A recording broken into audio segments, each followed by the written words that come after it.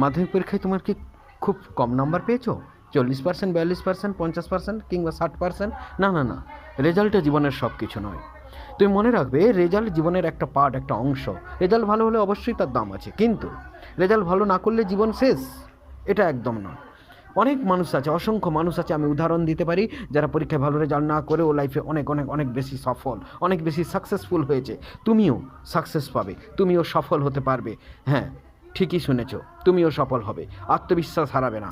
কেমন করে confidence grow করতে হয়, কেমন করে জীবনের ড্রিম স্বপ্নকে দেখতে হয়, লক্ষ্যকে স্থির করতে হয়, গোলকে অ্যাচিভ করতে হয়, কেমন করে নিজেকে ডিসিপ্লিন করতে হয়, কেমন করে ডিসিশন মেকিং করতে হয়, কেমন করে সফলভাবে চলতে হয়। পরীক্ষার রেজাল্টটা সব কিছু নয়। কেরিয়ার কাউন্সেলিংয়ের জন্য যোগাযোগ করো, আর লাইক কমেন্ট শেয়ার করো, ভিডিওর সাথে থাকো। বিস্তারিত ভিডিও চ্যানেলে আসছে, সাবস্ক্রাইব করো, আর অবশ্যই জীবনে সফল হয়ে ওঠো।